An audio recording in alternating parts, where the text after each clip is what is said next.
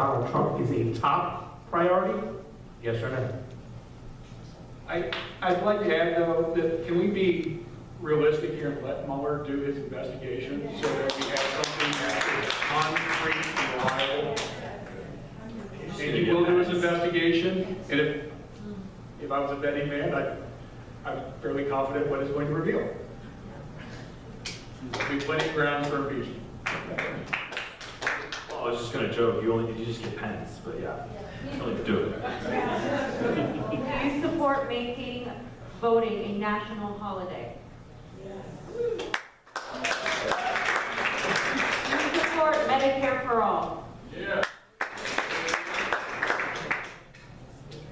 Do you think that Bernie Sanders should run again in 2020?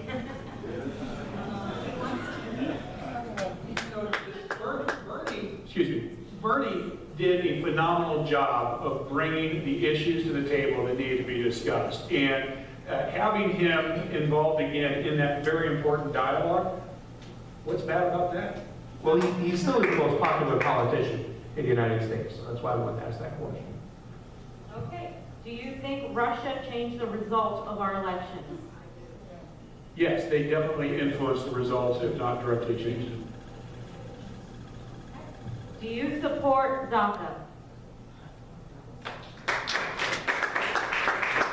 Do you support the overturning of Citizens United? All right, well, that was the lightning round. You can just put those down on the ground. We're going to give you guys each 2 minutes, and at this time, we'd like you to stand when you give this answer. And we, since it's been a long, campaign and the primary going on, we want you to say something positive about the people who are running with you. And we're going to start with you, Rachel. We're very lucky here in Orange County that we've had an outpouring of so many amazing candidates. I know it's also a source of concern, but it is a source of inspiration to know that such a high-quality bench of candidates have come forward. But all the candidates that I've met, I've learned something from, and I think are really impressive in their own right. Today, I'd like to actually call special attention to Kevin, fellow Lisa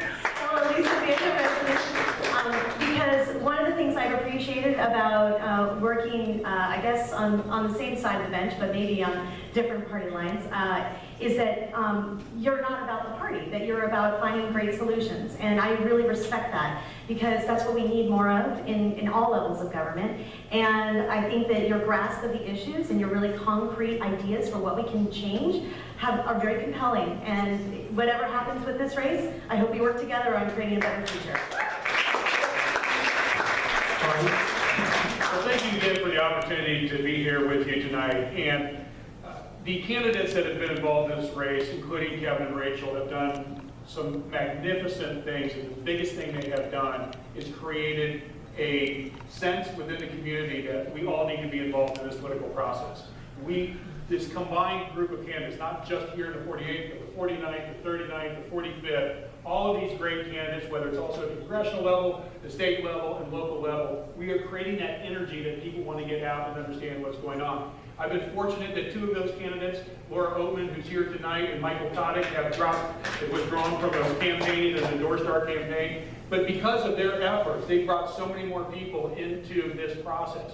And ultimately, we need to make sure that we elect people at the local, state, and federal levels that are willing to put the work of the country and the community first. So I hope you'll support our candidacy and our campaign, because I am committed to doing just that, working with fellow Democrats on the Hill to push the progressive agenda forward. Thank you.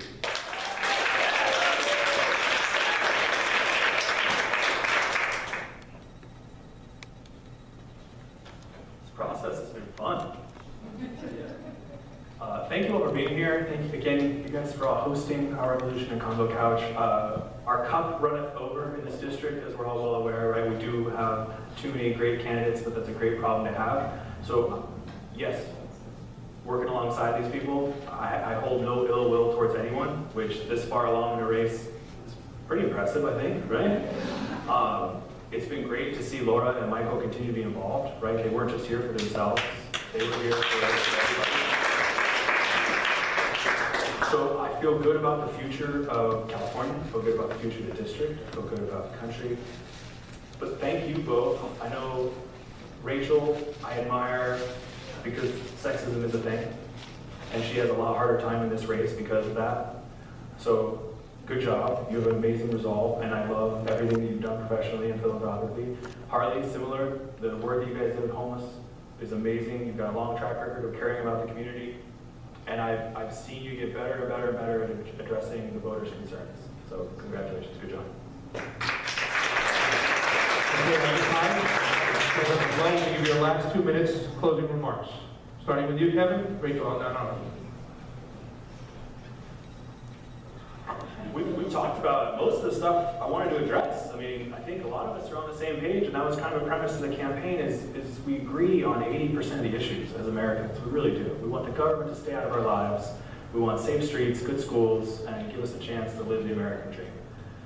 We live in a clickbait, for-profit news cycle that has us shouting at each other along partisan lines. And my concern is that those two parties forgot about you. They forgot about all those people. Because around the country, both sides are just saying, don't vote for the other guy. The other guy's horrible. Don't vote for the other guy. The other guy's horrible. That's not going to get us anywhere. We will slip deeper and deeper into partisanship. And if you're into history, this was the #1 thing that Washington's farewell address acknowledged, right? Hamilton and Madison helped him write it, and he said, don't worry about foreign debt or foreign wars. Don't worry about domestic debt. It's partisanship. Partisanship will tear you apart to the point where you don't get anything done anymore. And that's where we're at. So my goal here is to focus on the issues. I think we talked about a lot of good ones tonight. But let's try to sneak on through that primary and see if we can go to DC and take names on both sides of the aisle. Thanks.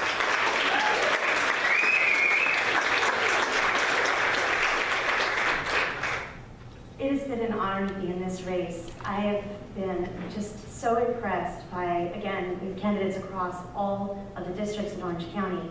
I came from humble beginnings, and my mom is a single mom. She worked multiple jobs, tried to earn a living just to take care of us, and I learned very early on that hard work and good education really are the pathway out of poverty and to upward mobility. And like many of you, I moved here because of family. I moved here to be close to my family, to help my sister raise her nieces as a single mom, my nieces as a single mom, and to also take care of my grandparents. And many of you are concerned about the future of our families and the security of our retirement, frankly. These are the kinds of issues that I've been working on my entire life. And for 20 years, I've been an activist in a variety of ways. My first job was with Feminist Majority, who has endorsed me. I'm both the National Feminist Majority and today, the California State Feminist Majority group endorsed me. And also Emily's List. I'm endorsed by Emily's List. But when I think about what's at stake in this election, we have someone in this administration who defies our American values, who is not representative of who most of us are, and who would rather see destruction and blowing up the government and all that we stand for, rather than do what's right and be accountable and have good governance. In my entire life, I've been motivated by doing the right thing, whether it's working, in countries to help create access to the internet or mobile phones, or trying to create, eliminate barriers to information poverty and eliminate barriers to access to capital for micro entrepreneurs. There's only been one through line, and it's that public service. So today I'm telling you that I will no longer be actively campaigning as my duty to public service, because I believe that we shouldn't split the vote. Oh, Rachel. And ultimately, it's our country that's at stake. So thank you.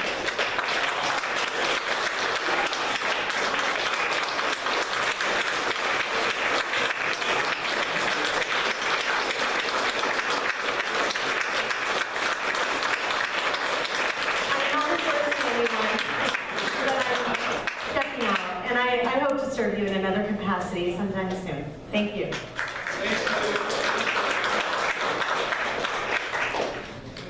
I admire you for making that decision. I know how tough that decision must be to work hard campaigning, having the support and belief and faith of many people behind you as you campaign forward. And I hope and pray that you choose to run for another office and give to the community, because you will be a fabulous politician. There was a unique moment in history. I think Donald Trump may be the greatest person ever for the progressive movement. I mean that. Donald Trump and Dana Rohrabacher are taking us backwards. And the movement we are seeing, this democratic movement across our country, is being fueled by the fact of taking our country in a direction that is the antithesis of what we believe in. So, what are we going to do? We're going to get out there and vote. If we vote, we win. We got to make sure people get to the polls. I need you guys, every one of us need you to get out there, work with your compatriots and get them out there to make sure they are at the polls or putting out their mail ballots, because we have an opportunity to really have this blue wave start right here on the West Coast and sweep across the United States. And I'm thrilled to be able to stand here with you and Rachel and Kevin and make sure that that happens. Thank you for the opportunity. To begin with the local economy. Given that LA County just approved $430 million for the homeless to deal with this crisis, what will you each do as congresspeople to make sure Orange County follows their lead? Rachel? Welcome, everyone. Good evening. It's a pleasure to be here with you tonight. Thank you for organizing. Homelessness is a critical issue across the state and the country. Unfortunately, our OC Board of Supervisors has failed to use the funds that are currently available, federal sources, to the tune of $700 million. And they failed to execute against a plan that was already approved. So the first thing I'd like to do is make sure that we actually spend the money that's been allocated to address the issue, and importantly, to follow a plan that not only includes some of the domestic programs, but takes a tune from the best practices nationally. I think federal legislation on homelessness needs to not tackle only the symptoms, but the root causes. And when you think about homelessness, there are a number of root causes. First, domestic abuse. Domestic abuse is a huge driver of homelessness, but for no good reason. These are situations where what people need, especially women and children, personal security, transitional housing, and support to get back on their feet. There's no reason they should remain homeless. Veterans who have not been done well by our country and who come back and face high unemployment, PTSD, and homelessness. My brother was a veteran, served in Iraq, and I can tell you, coming back is really hard, and there isn't a support network for them when they come home. Again, drug abuse. We talk about this a lot in this forum and others, but we don't have the effective centers. We have a lot of rehab centers, many of which are troublesome, but we don't have effective treatment centers to scale without spending the additional funds that actually are available. And then finally, mental health institutions we need to invest in order to make them accessible. Thank you.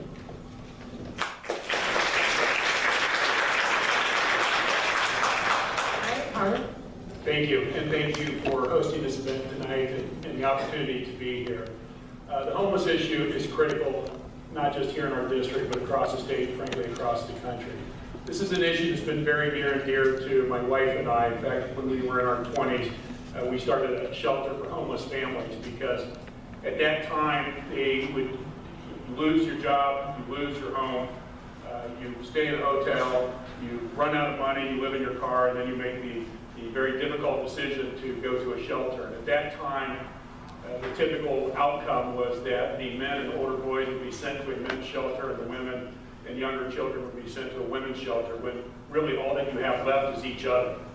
So this issue has not changed in the 30 years that we've been active in this very important cause. And what we need to do, as Rachel rightfully pointed out, is we've got to make sure that the county here puts those funds to the intended purpose, which they have failed to do. We need to make sure that we have a Democratic House, Congress, Senate, and White House, and cabinet members that support our obligation to drive the money into the districts to address this horrendous issue. And this is an epidemic. And also, we have to recognize what are some of the driving issues underneath the homeless challenge. One of the leading causes of homelessness is the fact that we don't have adequate health care. for all citizens of the United States. We've got 30 million Americans who don't have adequate health care, and the inability to pay your medical cost is a leading cause of personal bankruptcy and a leading cause of homelessness. So we need Medicare for all, and with that, I will turn it over to Kevin. Thank you, sir. First, I'd like to echo the thank you, Convo Couch, Tim, Our Revolution, everybody. Thank you for putting on this lovely debate. I've echoed before and will again. I love actually getting to speak at a nonpartisan event, so thank you. We're here to talk about some progressive ideas, so let's jump right in. As a federal position, we can't directly influence locally, but I think I would agree with everyone that $70.2 million that the county has to spend, they need to spend on some real housing, not temporary housing, so that as soon as that money dries up, the people end up back out on the street. Moving our way back to out a little bit to the state tends to rely on commercial rent revenue. So typically your municipalities, because of Prop 13, don't like converting commercially zoned areas to 100% residents, which would be a great way to convert existing real estate rather than doing new development and having new environmental impacts, to locally flip existing real estate in a way that is cash positive from the municipality to the county to the state, because instead of having people take their 91 and take their spending power back to Corona where houses are affordable, right, they can keep them here. Moving out to federal, yes, healthcare. Far and away, we need drug rehab facilities that actually work, not predatory ones seeking out to take advantage of people at their worst possible moment. 1 in 5 homeless is a veteran. That's unacceptable. That's ridiculous. So there's a lot that we can do from the VA to healthcare to mental health that would help to get people off the street, because these are people that are just looking for a chance to get back on their feet, and we owe that to them to get them off the street. It's best for the economy, and it's the best thing to do as human beings. Moving out to the federal level, we have to unrig the system, right? And you're going to hear me say that a lot tonight.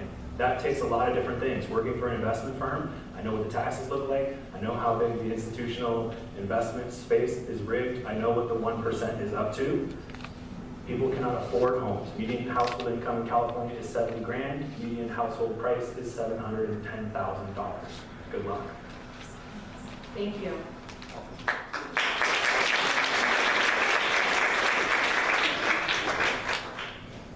Nationally, Congress recently approved massive tax cuts for corporations and the 1%. The minimum wage has not gone up with inflation. Millennials are burdened by student debt, rents keep on increasing. So what sort of economic plan will you fight for to help us unrig the system nationally? Harley? So if you go to harleyforcongress.com, you'll see a plan I have for rebuilding the middle class. Right now, you've got 3 individuals, Gates, Buffett, and Bezos, cumulative wealth. Those 3 individuals, that is greater than the bottom 50% of Americans. We have a declining middle class that has to be addressed. In my opinion, the best way to address that is to make college education free for the lower socioeconomic levels and then subsidized running out as income levels increase. Why? If you can make sure that all 18-year-olds in the United States are the best educated, best trained workforce in the world, then we'll be able to compete on a global stage. Those kids, by having that education, especially lower socioeconomic levels, have a greater chance of being in middle class and higher. The taxes they will pay for the next 40 years pays for the program. They'll have less impact on social services. They will raise every single business out there because they have more discretionary money to spend, and you break the cycle of poverty. So this is an absolute no-brainer. And coupled with that, we also have to make sure that we have programs that are trade apprenticeship opportunities. And the unions do a fabulous job of providing the right training in trade schools. So there's a legislation called LEAP, L-E-A-P, that also needs to be passed to push forward that trade school opportunities for our kids. On the short-term standpoint is infrastructure. And we have an opportunity, we have horrendous infrastructure needs across the United States, from our schools to our parks, to our road systems, to our bridges. The list goes on and on. And we need to invest in infrastructure now. What has been put on the table by Trump is misplaced. It's trying to use private funds in a private-public partnership that is dead on arrival. And Again, I encourage you to go to Harley for Congress, see that plan. I welcome your input on it because the best educated workforce in the world is what we need.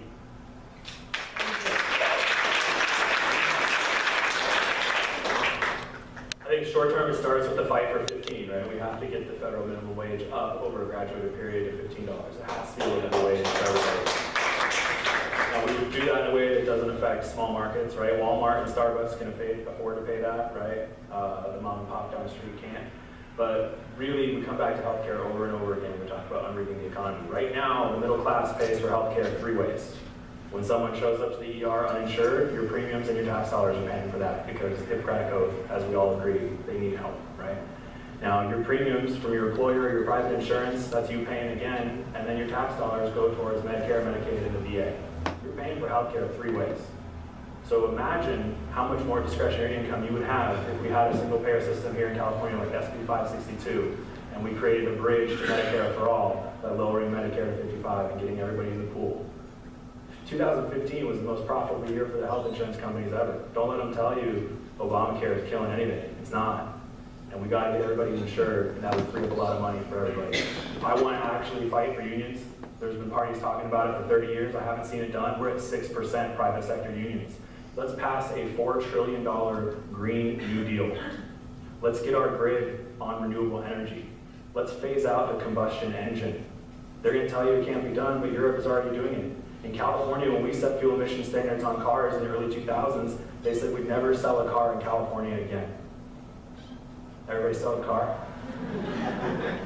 We have the opposite problem. There's too many cars on the road, but what did it do? California is such a big state that the rest of the nation had to conform to the same emission standards. And now, for no reason, after we bailed out the auto industry in the recession and made them agree to emission standards, the government is removing those emission standards for no particular reason. So people are breathing polluted air with no health insurance. We've got to actually fight to unrig the system to help the middle class forward. Thank you. First, the tax plan, which was the original question. This tax plan is a double taxation burden on Californians. Because of our inability to deduct state and local taxes and our mortgage interest and other restrictions above the cap, we are being penalized for being on the coast. And let me assure you, we already export $2 for every $1 we get back from the national government. So it's a lot. In addition, there were no teeth attached to this corporate tax cut. It's a permanent cut. That means there was no incentive to invest in labor force development or training programs, especially for people who are industries that are going extinct. In sectors where unemployment is going to increase, there's going to be a massive labor shock. We're already seeing this in manufacturing, and companies had no incentive to invest in the labor force. Instead, what a large number of companies did with that tax cut is invest in automation and accelerating automation. And when they asked the CEOs to raise their hand if they plan to create jobs out of it, very few hands went up. So the first thing I wanted to do is repeal the provisions that harm job creation, that harm the middle class, and that disproportionately penalize people based on where they live, like California, New York. Now, on to the middle class. The middle class is disappearing, and we know that it is because of student debt. I can tell you, I lived it. I went as the first person in my family to graduate college from a working class family. I went on from Smith to Stanford. I inherited $200,000 in debt because I paid for it all myself with scholarships. I know what that feels like, and that's a drag. That's a drag on your future earning potential because every dollar you earn is going backwards. We should at least let students get access to free education. My alma mater, Stanford, is actually doing that. Low-income students in California and across the country will now have access to free education. But we need more than that. We also need to let families refinance their student loans. This Congress prevented that. Why? Why would you ever prevent a market mechanism that works? In addition, we need to make sure that we are investing in jobs in the future, and this is what I've been doing my whole life.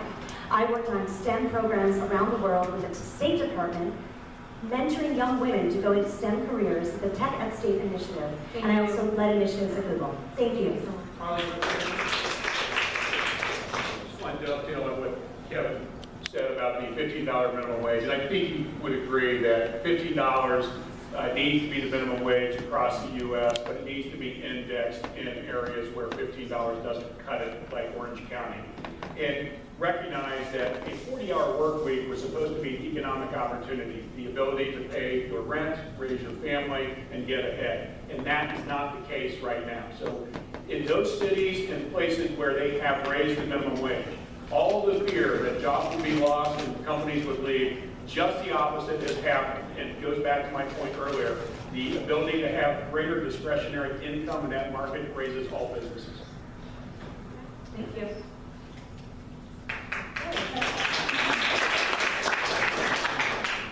All right, so on to election and election funding. So Kevin, our current electoral system allows politicians to be bought out by, you guessed it, corporations, or a few very, very wealthy men. How do you each plan on making an election clear and transparent as funded by and for the people? This is our passion project. This is why we're running. It's not just partisanship, which is a big driver of why we ran an independent campaign in a district like this, a purple district in South Orange County by the beach. We have an opportunity to change the game. We're at a tipping point.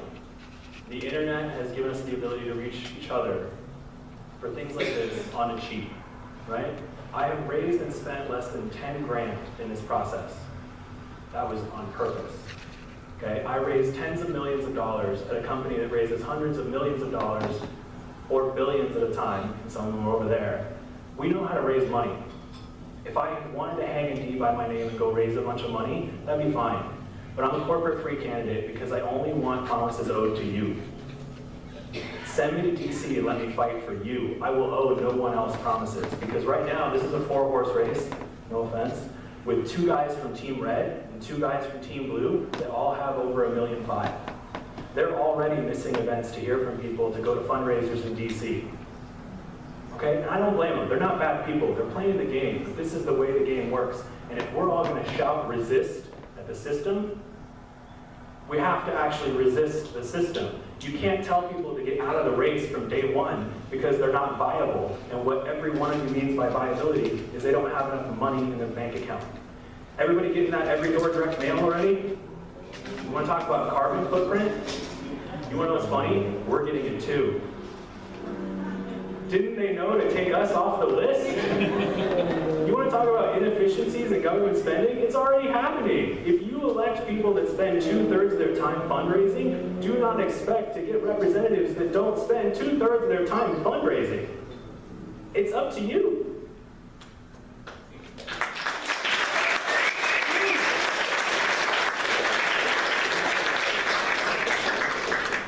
The best and most efficient way to get corporate money out of politics is to end Citizens United. That has to happen. And I know all of us up here, I'm pretty sure, are on the path to do that, whoever it is that gets elected, and just make sure you hold everyone accountable. But in addition to that, we need to really think about who we consider is viable. I agree with Kevin. Being in this race, I've been told many times that I should wait my turn. I should get out. Let the guys win. You have time. I don't think that that's necessarily the way to inspire more candidates to run who have the potential. I also think writing your own check for $1 million or $2 million or whatever dollars doesn't necessarily mean that we're upholding the democratic values of a competitive process. Now, I do think it's going to take a lot of money to unseat Dana Rohrabacher. So I'm very aware of that reality. And so for that reason, I am fundraising, guilty as charged, from a wide variety of people. I did take a pledge. I won't accept any fossil fuel money, no money from banks, that sort of thing. And I also want to make sure that whatever donations I get from individuals, they're people that I know or that people I'm connected to because of our values. I want to be very mindful of not taking money from people who are trying to sway my votes. And that's hard to do, but I am watching every donation that comes in to make sure of that. Finally, at the end of the day, I do think we need to change the process. And I think we learned a lot from Bernie in terms of the dollar sizes and the number and the diversity of donors. And I think there's a lesson to be learned in all of our politics going forward on that.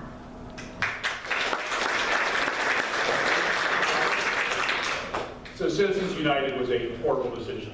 And that decision was made in 2010. In 2010, the amount of dark money, soft money that came into elections was approximately $140 million, $150 million. And the justices, when making that decision, said that they thought their decision would have very little impact on dark money continuing to come in.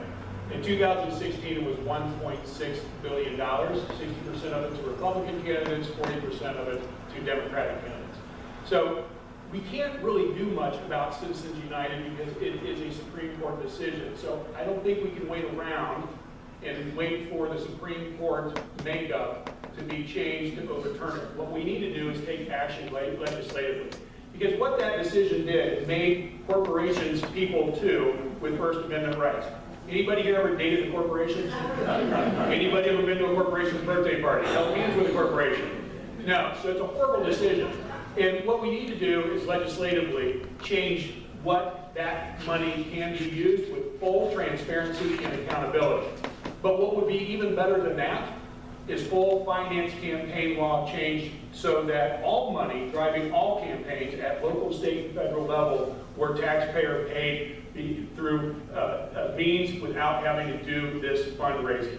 Let people go get required signatures, a certain number, to be eligible to run for whatever office that may be, and prove that they have the ability to get matching funds of some sort to run for election. Otherwise, this dark money is going to be there, and this is how the game is going to be not going to make it in office.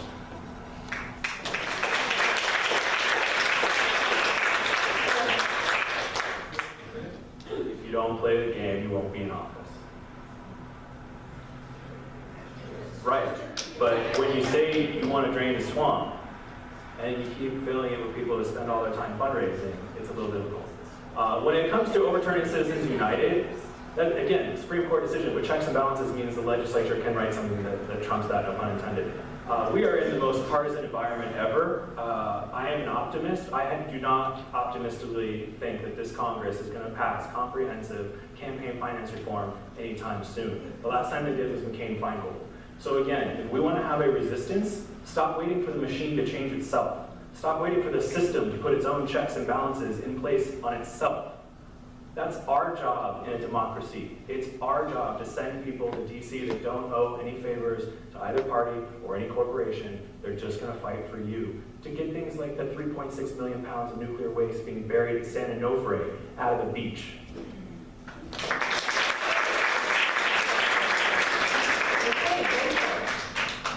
Just last week, and this is kind of going a little bit deeper into this, the DCCC was under huge pressure because they've been doing a lot of underpinnings against progressive candidates. So The Intercept released a secretly taped audio of the second Democratic leader, Steny Hoyer, pressuring a progressive candidate to just drop out and endorse the pre-selected candidate. How will you fight for fair voting procedures in general in your own district? Because this is happening in many states around. How are you going to fight for something more fair? So first, I will just say that my experience with the National Party has been very different, and I know different races have different experiences. My experience has been one where I've been welcomed with open arms. A number of people have reached out to welcome me to the race and have encouraged me because of the diversity and my background and my qualifications. And at no point in time have I ever felt pressure to leave the race. However, I do understand exactly where you're coming from, and even though that wasn't my experience, I think the communities in each district get to decide who they support. Now, there may be cases where there might be information about a candidate that the National Party has that isn't publicly available, and for those reasons, maybe constituents don't know what the issues are. They may not have the full picture. In which case, I think disclosure is important so that voters have the full information. And I think sometimes we do due diligence on how much people have raised, but we haven't necessarily done due diligence on what people have done in the past as much. Maybe who they've contributed to, or supported in other ways. And I think in those cases, it behooves the party to share that information with the right folks locally to make sure that they have the full information. But that said, it's really up to the voters. This is the voters to decide. Thank you. We announced this campaign on March 2nd of last year, so it's been just over a year that we've been out campaigning.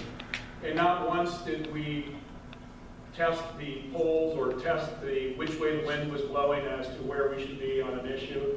I've constantly just been out there trying to preach what we think is the right direction, whether it's Medicare for all or creating jobs for better middle class jobs, taking on the environmental issues, and building the grassroots support that we have been able to accomplish across the district with thousands of people helping out. Thank you. And, the D trip is the D trip. They get involved at times when they shouldn't get involved, and they should get involved at times when they haven't gotten involved. It's an unfortunate part of the process that sometimes they're going to make mistakes, sometimes they're going to get it right, but they are a force to be reckoned with, and we've got the same issue on the Republican side of the fence as well, where they do similar activities. But for me, in our campaign, we haven't really cared about that. All we want to do is keep marching forward, keep telling our message, keep speaking at events like this and having the opportunity to share our vision as to what Congress can be if we turn it blue, what it would be when we take back the White House in 2020. That's what this comes down to. If we can get Democrats in Congress and the Senate and take back the White House in 2020 from Mike Pence, who's been there for 2 months after Trump had been impeached, it's a great opportunity to really pass progressive issues that are so important to all of us in this room.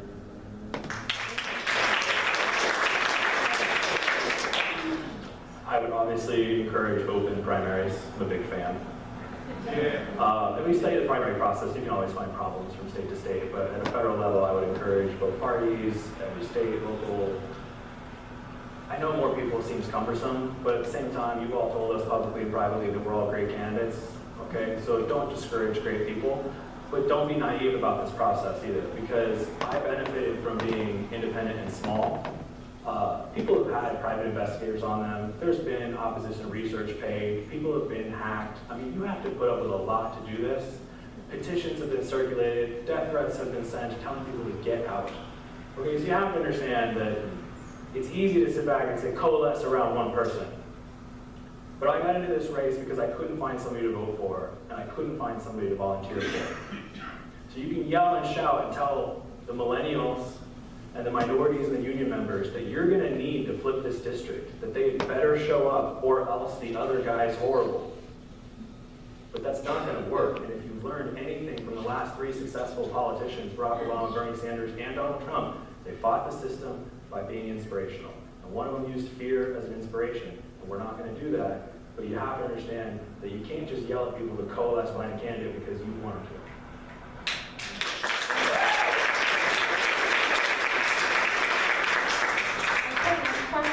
We're going on to healthcare. Millions of Californians struggle with medical copays, medical bills. Something like a pregnancy or an illness may mean bankruptcy or even fear of death.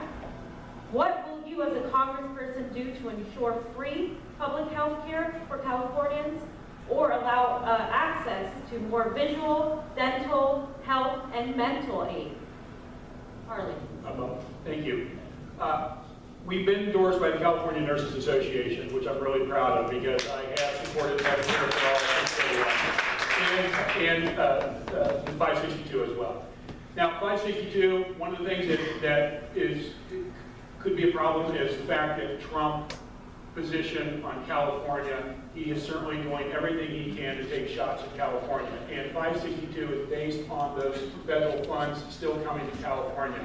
And I worry about Trump doing everything he can to stymie our funds for meeting our medical needs across the state, any effort that Trump would take in that regard. What a better solution would be is having Medicare for all across the nation, right? And then 562 becomes a bit of a moot point. We can supplement it here in California and make it even better, but at least we have national Medicare for all. And I would push very, very hard for that. I'm committed to going to DC and doing that. As I stated earlier, the inability for many Americans to pay their medical bills is the leading cause of personal bankruptcy and a leading cause of homelessness. We have the most screwed up system in the world. There are 200 countries in the world. 40 of them are considered industrialized and developed countries. And 39 of them have universal health care. Guess who doesn't? The most powerful, richest country in the world, who turns its back constantly on millions and millions of Americans. That has to change. And if we have to do it at the state level, we'll do it at the state level, but better yet, let's do it at the federal level.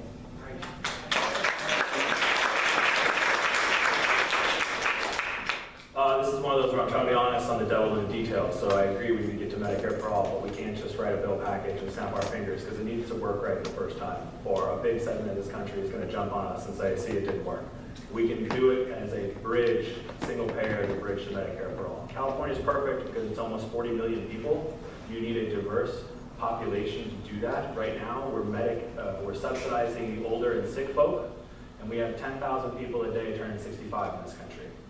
So they're going to come after Medicare and Social Security and call them entitlements, but y'all paid for those, and they're crucial when you live on a fixed income. Ask us that specialize in retirement investment. That debt, let's talk about that real quick. John Oliver bought $15 million worth of Texas health insurance debt for 60 grand. Those are the tricks we use in the investment world. We call your debt traded paper. We buy it for pennies on the dollar, and we write down the losses, and we have tax advantages, and then we come after you for the profits. So even refinancing means someone else is still making money on your debt, and that's the debt you're paying every month. Your mortgage, your auto loan, your student debt, your healthcare debt. We all have 14 trillion collectively in debt. You can talk about the 20 trillion that the government owes. We all pay bills every month on $14 trillion. You want to unrig the system and level the playing field, you have to address that, because that's bankrupting all of us. So if your loan, your mortgage, any of it ever changes hands, we want to tell you in the mail that it changed hands and for how much, which they don't tell you, and give you 90 days to match it.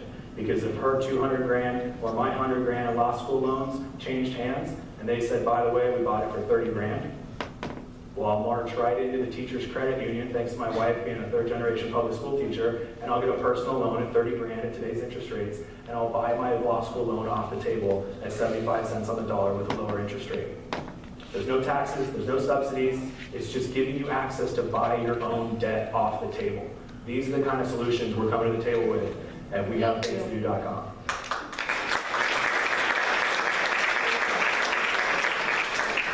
How many people in this room have a pre-existing condition? Yeah, 78% of this district, and yet people are being targeted for being rolled up with the health insurance because of a pre-existing condition. This is why we need Medicare for all. This is why we need national programs. And I agree with Kevin that we need to get it right. So states have a great opportunity to experiment. Some states have already been doing this. Look at Massachusetts. We have an opportunity to learn from the innovation of various states and how they've implemented in order to create federal policy that works and doesn't just create greater indebtedness, but looks at issues like economies of scale, like the bargaining position that you have when you can negotiate at that scale, looking at issues of waste and how do we prevent 30% of every dollar going to billing and claims and administration. That's wasteful. So we need to look at not only the model of access and coverage, but what are we getting for what we're paying for too? We have to look at outcomes. In the United States, we rank 50th in the world for maternal mortality. That's inexcusable. Also early childhood development and mental health. You mentioned mental health. We need to be treating health holistically when that's everything from preventative care and alternative medicine all the way through end of life. And as a person who had a health crisis, and I recovered thankfully after 2 long years, for a very serious condition, near fatal, I can tell you that you're one health crisis away potentially from losing everything.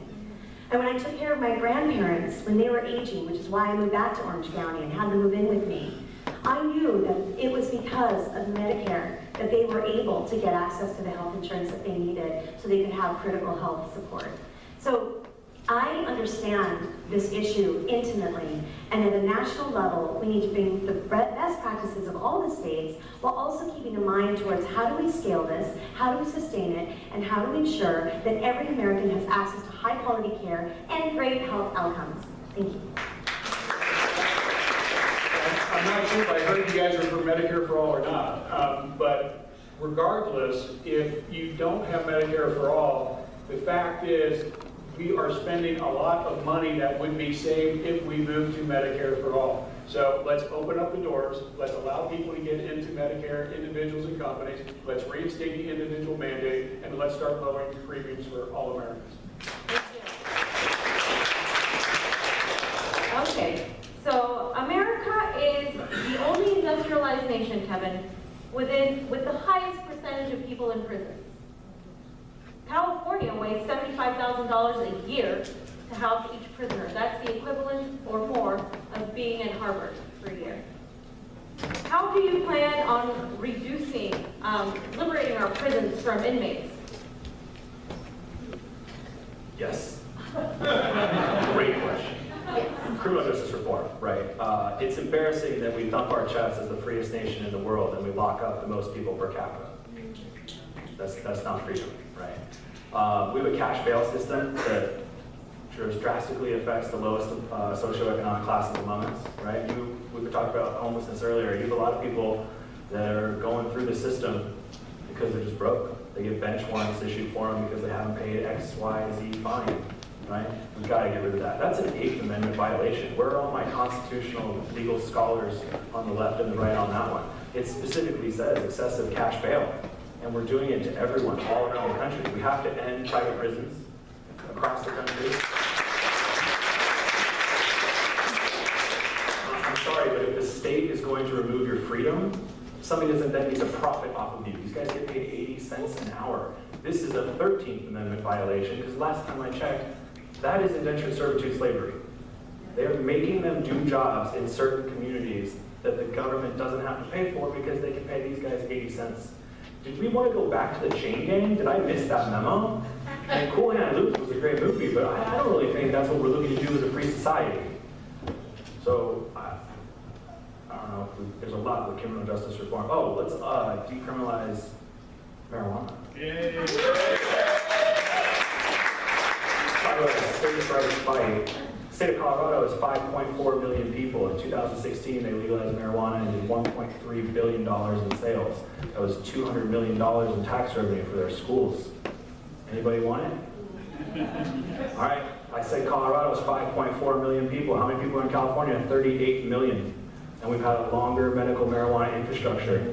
This is going to be $7 to $10 billion on our streets, and it's all going to be cash because the federal government won't let anybody put it in a bank. Thank you. Different problem.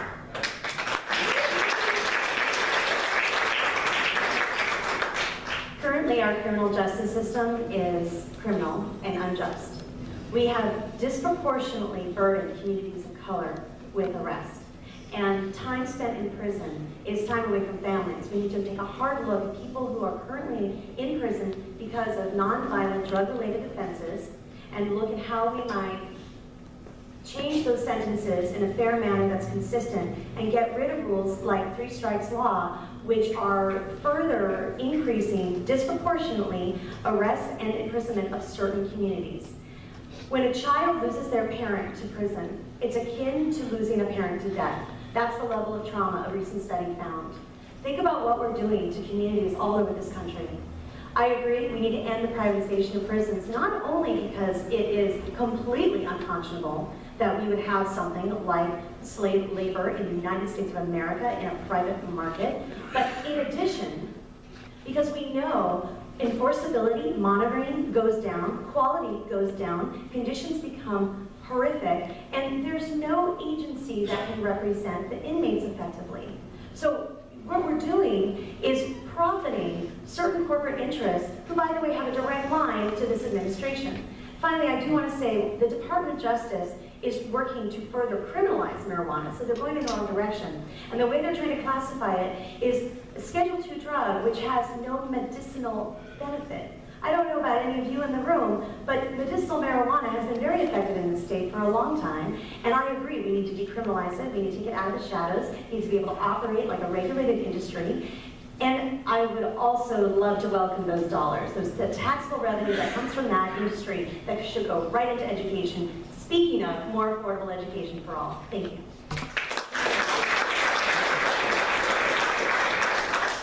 So the United States represents about 4.5% of the world's population, and we represent about 24% of the world's prisoners. And we have created a system that is directly affecting minorities. If you look at just Latinos and African Americans, they represent almost 2/3 of the individuals that are in prisons across the United States. We have created a modern-day slavery in for-profit prisons. And it's not just how they take advantage of the people that are in the prisons and their families. It is the process that takes place. Just think about this for a second. So you're a judge who sentenced people to prison, and guess who's making contributions to you? For-profit executives of these prison systems, right? So what are you going to do? You're going to you want to fill beds. That's what you're trying to do, is fill beds at their expense. We have to eliminate for-profit prisons and for-profit immigration systems as well. It is inherently flawed and creating incredibly bad situation for people of color. We also need to recognize that there's inherent prejudices in how we sentence individuals. And if you look at how white people are prosecuted and sentenced versus people of color, there are complete differences. Even the war on drugs had the level of cocaine that qualified for being sentenced to a felony was a much, much higher number than it was for crack. And again, affecting those that can least afford to be impacted by it. The war on drugs was complete. And then finally, what's most important here, for those who have served their time, we need to make sure they have a path forward back into the community with quality education and the ability to in the community and have a right to vote because they have served their time.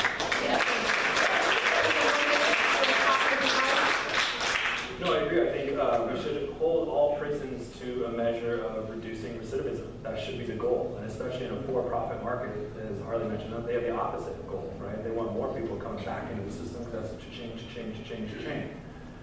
We need to get rid of that box on job applications that asks if you've been convicted. Any job that it matters, like in finance, we get fingerprinted every time we change companies, and every company does a background check on us. If it matters, your company is doing it. We got to please let people get to a second or third interview before an employer just trashes their application. We got to stop the excessive probationary periods. My mom was a 27-year probation officer in Riverside County. Mandatory minimums and crazy long probation sentences are just asking, again, for repeat offenders. If you're on probation for 10 years and you slip up one time, you got to go right back into the system? That's insane.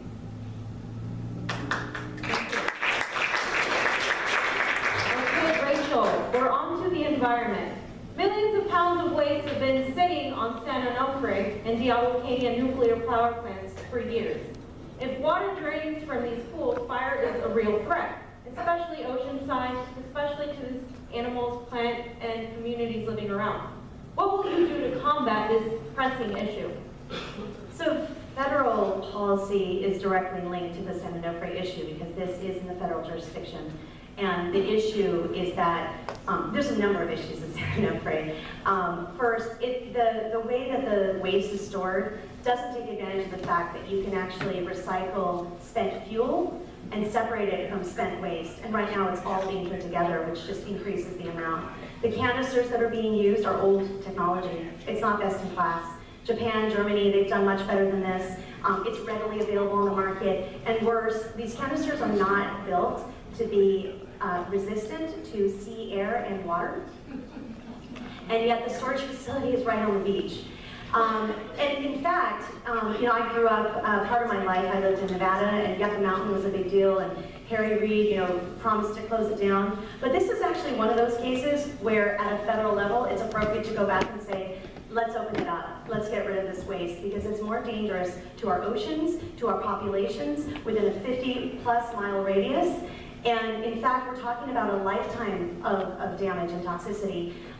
The facility itself is concerning. There's not a lot, you can't check the canisters once the waste is in. So there's no way to measure whether or not it's leaking and contained properly. There are so many problems with this, which by the way are mainly technical. Like these are actually solvable problems.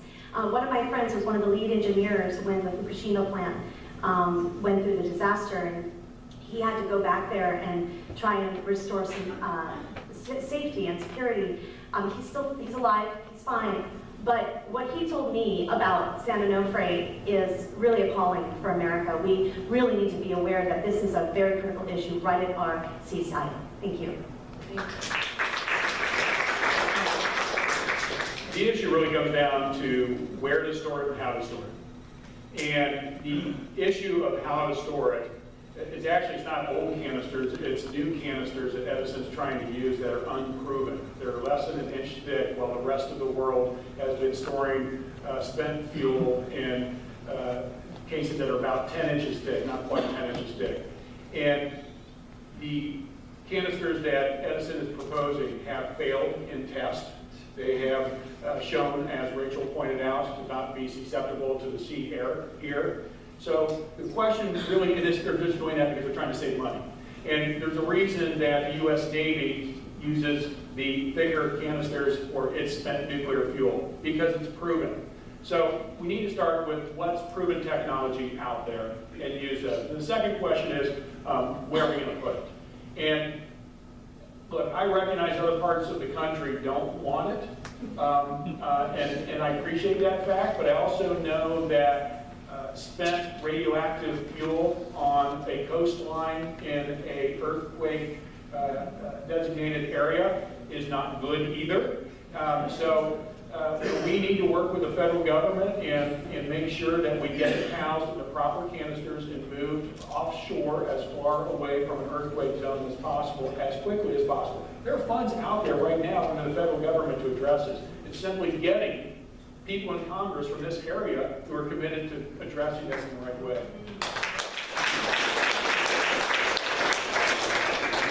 Yeah, we've got a 30-year incumbent here in the 48 that's been reelected since 1988. It's the last time the Dodgers won the World Series. I was born. In 1986, 2 years before he got there, the federal government had signed the Nuclear Waste Act, basically saying that any nuclear waste from anywhere around the country was the responsibility of the Energy Department. So Rick Perry's on it. He's got his glasses on. No, but seriously, that's who we're currently counting on. To Harley's point, there's money available. There's actually a fund that was established with that act that started raising tax revenue. It's been accumulating ever since. And the Obama administration cut off the tax that was feeding it because there were no plans to use it, so stop taxing people. $30.2 billion is what they're sitting on. All they got to do is find a place, make it worth their while, and bury it in a nuclear facility. Yucca Mountain for a long time was discussed. West Texas and New Mexico both have communities that have expressed interest. Edison has no desire or motivation to move it because, as everybody's mentioned, they don't want to spend the money, but even more importantly, guess what they get to do long term? Charge us rent to watch it.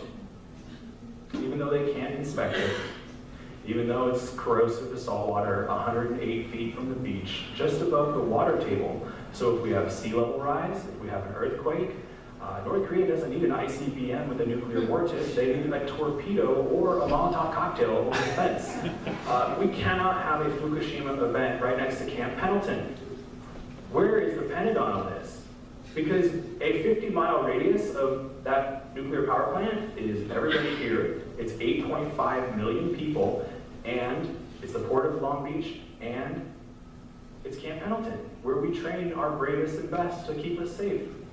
So I'm staring at Russia and North Korea on this side, wanting the nuclear waste out of my backyard.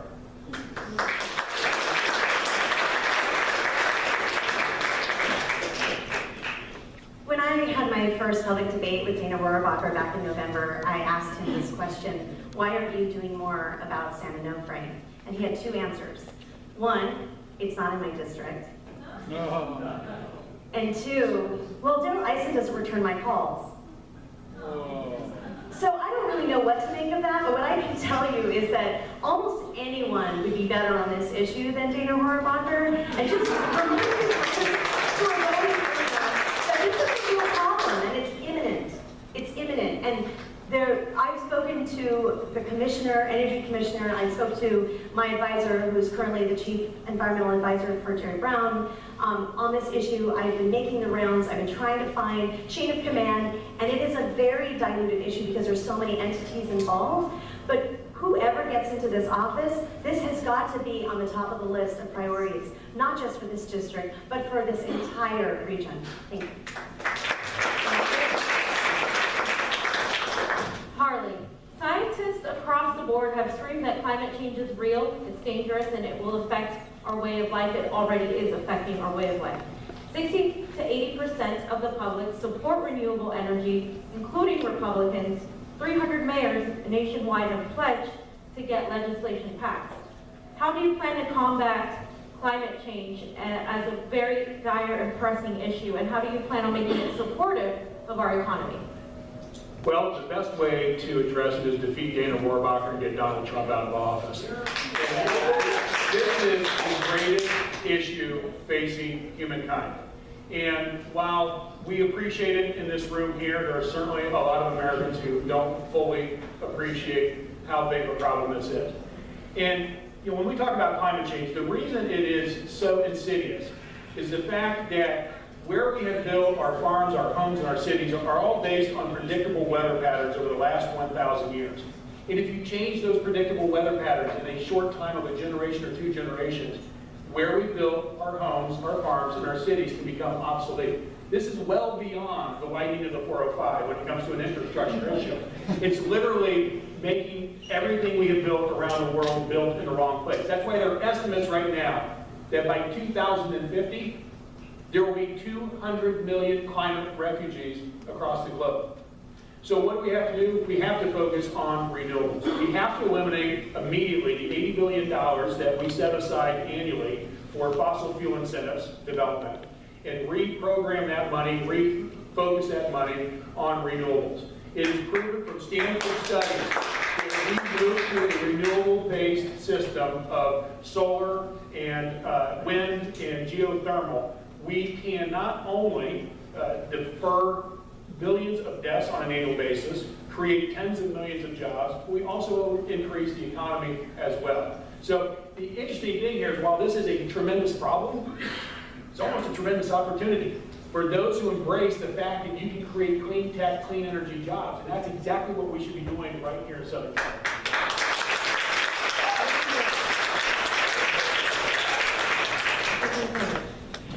Yeah, I agree. We've been doing this successfully here in California for a long time. And so the premise to this campaign is to really take a lot of the success of California solutions to DC.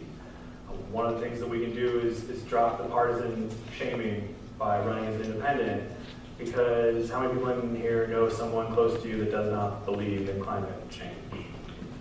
Come on, we're in South Orange County. There's only that many people that have a family member or a friend. How many of those people have been persuaded by a compelling scientific stat that you've given them? We got one. All right, perfect. So we can't continue to beat the drum the way we've been doing it.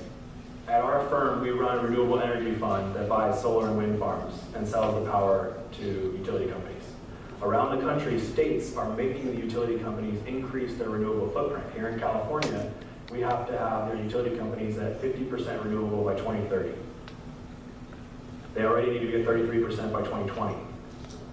This is profitable. It makes way too much sense. In our investment vehicle, we sign 16-year contracts at return rates that are laughably high, because when people ask what could go wrong, well, the sun shines and the wind blows. And in 08-09, when the economy and the market collapsed, did anyone's electric bill go down? So why not redo our infrastructure completely? Let's create some jobs that you cannot outsource with, again, a $4 trillion Green New Deal. Thank you.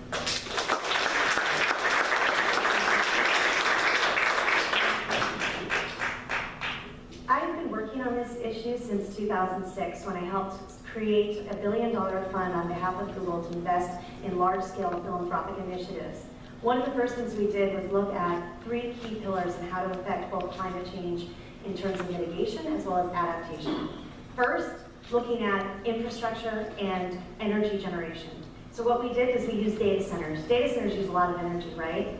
We created zero carbon footprint data centers, took that technology globally. We understood now how you can create large-scale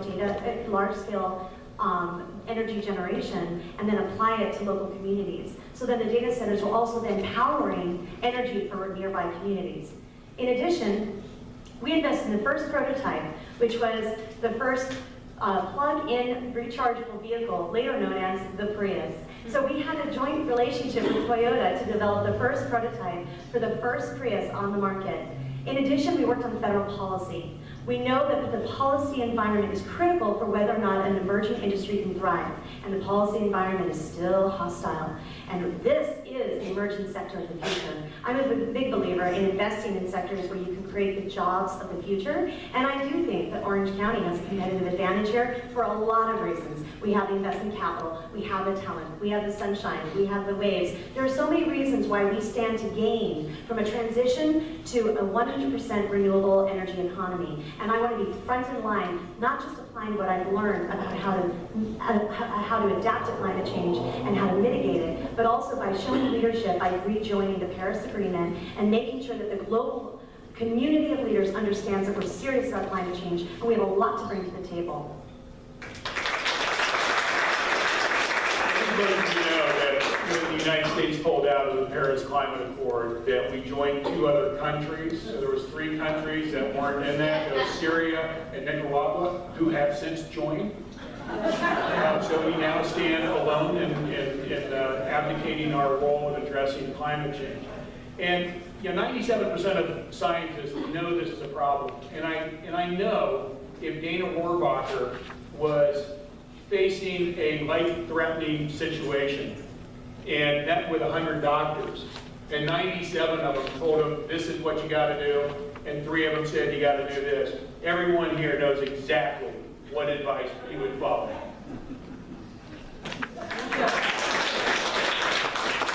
Okay, Kevin, SB 54 makes California a sanctuary state. But just last month, Orange County voted to join the Trump administration in the lawsuit against California's sanctuary law. How do you plan to combat this type of action and help protect those affected? Stop the draconian federal procedures that are sending these people into the shadows. I mean, this should not be an antagonistic relationship that build a comprehensive path to citizenship for these people that are only coming here for the American dream. I mean, let's be clear. Anybody that's telling you that the poorest, most disenfranchised among us are the reasons that you're having a hard time, they have no money and no power. Let's stop blaming the poor, the disenfranchised.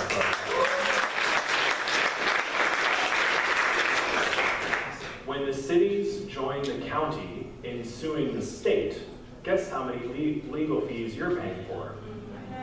Okay, the county is already suing the state, yay. So these cities are now electing to join in for purely partisan political points. They're wasting your money, and they're forcing the immigrant community into the shadows. And that is when organized crime moves in. We've seen it over and over in America. When we disenfranchise a new immigrant class, that is when organized crime moves in, because they're afraid to call the police. They will not interact with the police in any way, shape, or form. So if you're a Korean person with a dry cleaner, well, now there's a tax that local gang's making you pay because they know you're not going to call the cops, right? And around we go. So the argument that SB 54 makes our cities and communities less safe, I will humbly disagree.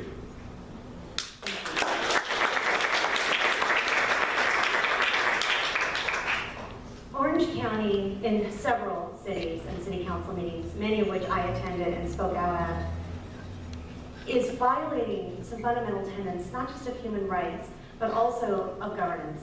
So one of the issues with SB 54 is that it would require, not SB 54, but the resolutions to overturn SB 54, apologies, is that basically what they're trying to do is enforce local law officials to cooperate with ICE officials by sharing data and resources and cells and other types of facilities in order to basically do the job of ICE for them.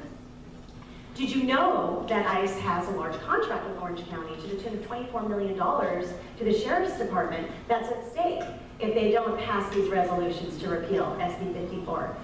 And remember, private prisons, there's a role here of the private sector in further corrupting this process. What we need to remember is that SB 54 actually undermines the ability of local law enforcement to do their job. Because if communities can't trust calling the police or calling the fire department, then nothing will be done and crimes will go unreported. Also, I believe in safe zones.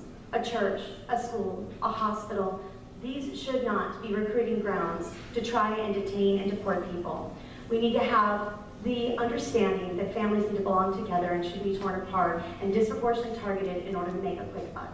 And that's what's behind all of this. Thank you. I don't think a single Republican has read this bill. You know, you read the bill, it's very clear. Every violent felony, every felony misdemeanor is enumerated that if somebody is arrested if for that or has had that in the past, it gets reported to ICE. The whole idea of the sanctuary statute is to make sure that people feel comfortable to come forward with information if they are a victim or a witness to a crime without having retribution against them. So just think about this for a second. So if one of your loved ones was affected by a violent crime and there was an undocumented individual who witnessed it, but was afraid to come forward because they know that they're going to be turned over to ICE, how does that help reduce crime in the community? Do you want somebody who's undocumented that could be raped, unwilling to step forward because they're afraid they're going to be deported? That is not our country. That is not what we stand for. But here's the thing we got to be aware of, guys. This whole debate, stop falling into it. Turn it back to comprehensive, passionate immigration reform. That's what it's destined to do.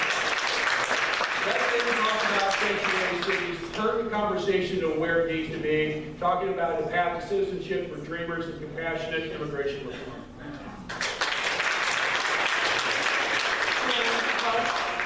Yeah, no, I would agree with everything that's been said up to this point. I think this is another states' rights fight that we should get to have. When you look at California, it's really hard for other states to say, oh, immigrants are a scourge on their economy.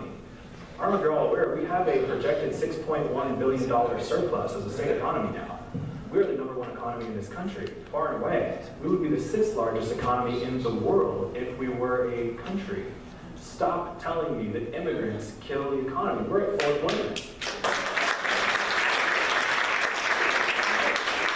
We produce all the time. We produce 25% of the nation's fruits and veggies. Who do you think is doing that? They've tried to get white people to come do it. Tennessee and Alabama passed very, very stringent immigration reform on their farmers and their agriculture, and crops died and farmers went broke. We have to stop vilifying people that are just here for the American dream.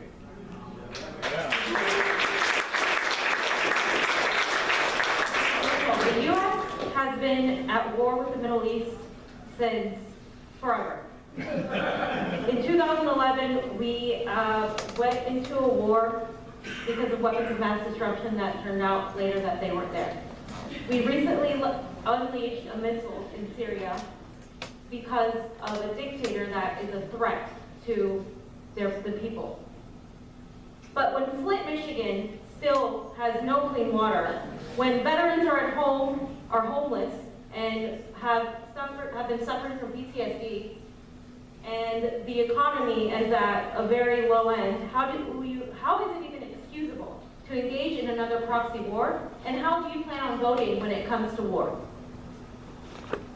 The United States has had a very failed history of war in the last few decades, and rarely do we go in with the right intentions. I think the false evidence of yellow cake and the other motivating factors to get us into the original war in Iraq was based on a lot of faulty intelligence, but also motivations that were driven by greed. And if you look at who's benefited from the war, a lot of it goes to military contractors and security. And of course, any possibility of oil also gets people really interested in getting involved. In Afghanistan, I worked, by the way, with refugees coming over from Afghanistan. Women, this is before we knew about the Taliban, early on, women who were political refugees coming over, and I was working with them, and I began to understand the level, the dire conditions over there. But what are we pointing to as a success in Afghanistan? Are more kids getting an education? Are we stabilizing the country? I have great concern when war is a substitute for diplomacy, when war becomes the only option. And in this administration, we have an empty State Department. We don't have diplomats. We don't even have a diplomat for South Korea. So when you don't have diplomacy, all you're left with is a war machine, which just feeds on itself, and its only reason for existing is to continue to exist. And we have to remember that war does not create peace. Peace creates peace. And I would vote against any unnecessary measure of war, and I would revoke the rights of the president to declare war unilaterally, which is legislation that's under review currently and Ted Lieu and Karen Bass and a number of local legislators are working on this issue. I would repeal that privilege immediately because he's unstable. Thank you. I think our foreign policy needs to be driven by two key elements. First, we should be trying to foster democracy through diplomatic means worldwide. And second, we need to address human rights violations worldwide by supporting countries and initiatives to make sure that we can do the best we can to reduce those human rights violations. But you know what? It starts at home. And unfortunately, in the United States, as you pointed out, in Flint, Michigan, that is a human rights violation, in my opinion. Our failures, we talked earlier about the prison systems here in the United States, are constant reminders of the job we're not doing in addressing human rights violations here in the U.S. So to have credibility on the international stage, we need to start at home in addressing these issues.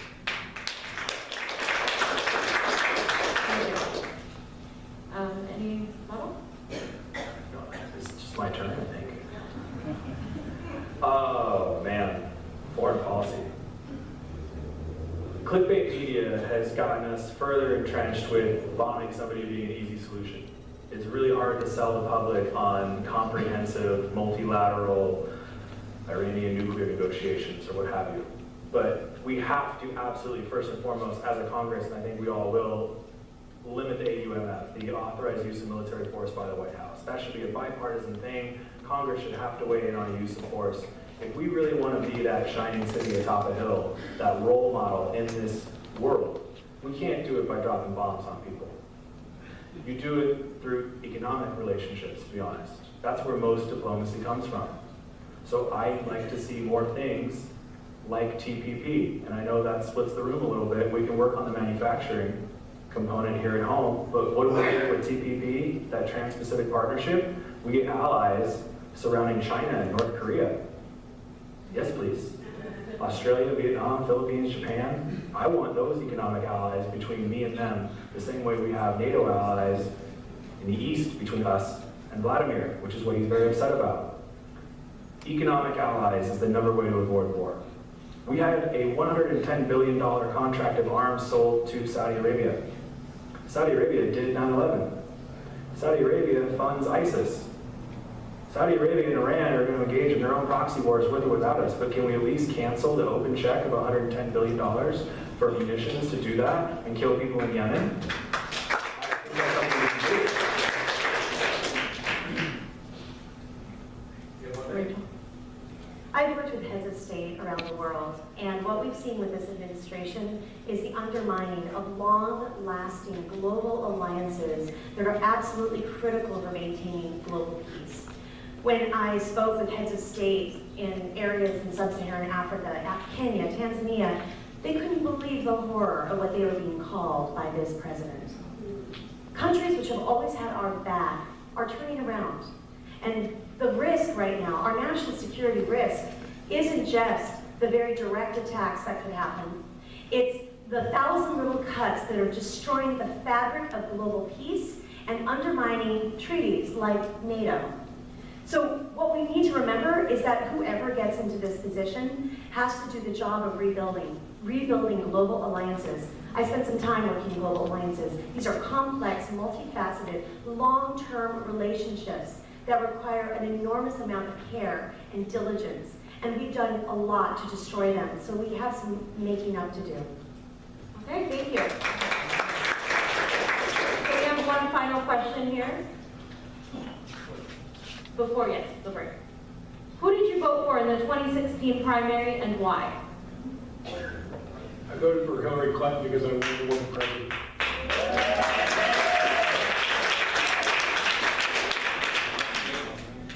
I voted for Bernie.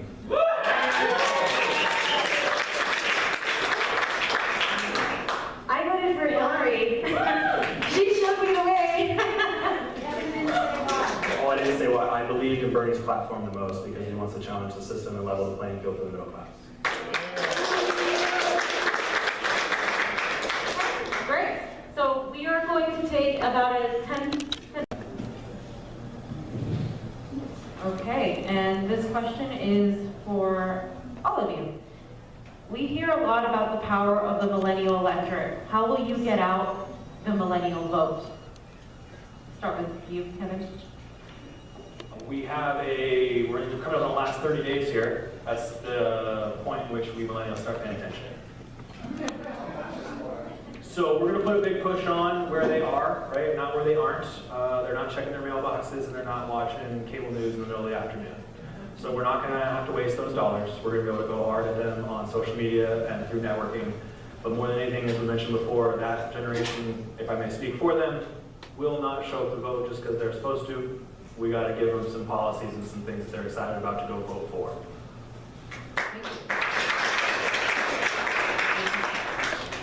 I think we need to fight for something, not just against something, and give people a sense of the vision that we bring to the office, something that they can get excited about that's relevant. And so in my message to millennial voters and potential voters, it's giving them a reason to vote, not just for me, but this year, in this election. I do use a lot of digital. I come from a technology background, so that's pretty standard. But I think it's also the way in which you get your message out and having the dialogue and being able to communicate through video, through mobile, and through all the other methods that are really important so that you're accessible. I've also instituted a new prototype for a polling feature developed by a bunch of Stanford students who are young undergrads to help me get a pulse on the community. We're testing it out just to help me stay aligned with what people care about, and millennials are really responding to that. I think a big problem about being in office is that you lose that two-way communication, and it becomes harder and harder, we can see this today in our current representative, to get access and to be heard. So I strive to learn as much as I can in this experience so that I can bring the best tools to bear on how to have that ongoing communication in the future. Thank you. Thank you. Multifaceted. My wife and I have 4 millennials. 3 of them are off the payroll, and we're still working on one. And they're great kids, but the way you communicate with millennials is very different than most of the people in this room. And we recognize that Facebook is not the social media channel of choice for millennials. To reach them, you have to have a robust social media opportunities through other channels. You also need to be able to reach them through traditional texting and email, which we do. We also have been campaigning for over a year, so a lot of it is personal contact and using our contact with other millennials to build that network of relationships.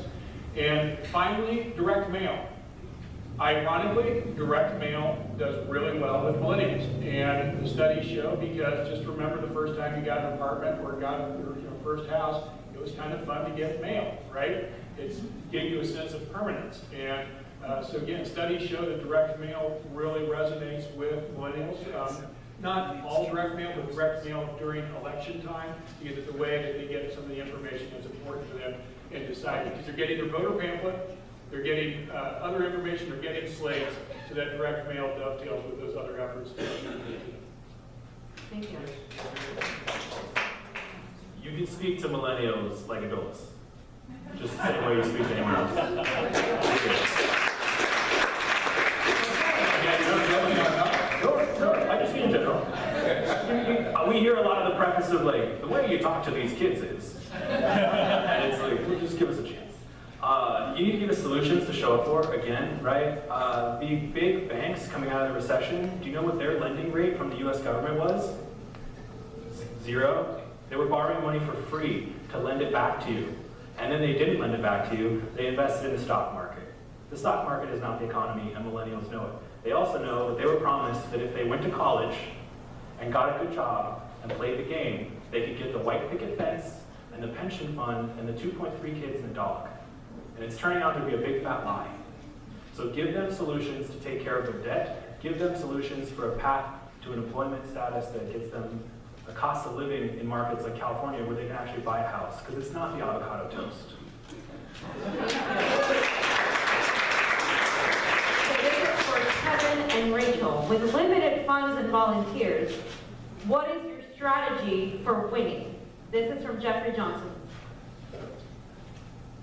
That's a great question. I think one of the encouraging findings from a recent poll that was conducted by a pollster for Obama and the DNC found that not only do I have high name recognition in the district, but the issue areas that I care about and that I've been working on for a very long time really resonate. So issues around education, that's actually an issue area that is both personal and from a philanthropic standpoint I've been involved in for a long time. I actually served on the board of the world's largest NGO, ranked #1 in the world for effectiveness. And part of the challenge in a lot of developing countries is helping girls get access to an education. So a big part of what we did was fund education programs that were deemed most effective in terms of educational outcomes. Another area that's of great concern is the gridlock in Congress and the fact that people seem to be content with partisan politics. I've worked a lot of my life having to negotiate across the aisle, so to speak, with other companies when running global alliances for Google. And it means that you have to sometimes go to the table with your frenemies and find a common path, because that's the way you get things done. And it doesn't mean compromising values, but it means finding common ground and knowing what solutions are attainable and that create value for everyone. Finally, people are really concerned about their income security and their health care, and these are issues that most Americans, frankly, are really worried about. And again, these are areas that I've worked on, whether it's small business development, helping entrepreneurs around the world, working on microfinance programs in Latin America and in sub-Saharan Africa. I have a lot of experience internationally, understanding what works from an economic standpoint, and I can bring that to bear in federal policy. Thank you. Strategy question. Our entire premise was only going to work if a perfect storm occurred, and it did. The two parties did exactly what we thought they would do. They went out and preordained and pre-funded 2 people and told you to get in line. Both parties did that. The way that you end up with split primary processes is when you have 2 identical candidates, or 2 very similar candidates. The public can't tell the difference between. That's when you split the vote. And I'm sick of talking about splitting votes, but let's just do it anyway. So the path to victory for us through the primary is, again, a coalition of millennials, minorities, and union members. You white coastal baby boomers, I'm here for you. But I don't expect you to vote for us in the primary. You have too many other options that you're more comfortable with. I get it. But if we sneak through the primary, I want you to know that we're here to fight for your Social Security and your Medicare and everything that you need to reduce those drug prices and get rid of the cartel with the charge master charging you prices that make the Pentagon's budget look laughable. So we might be able to sneak through this if we can catch lightning in a bottle in the next 30 days. I'm not pretending it's going to be easy. I'm not pretending it's going to be conventional. But that's what we're going to go after.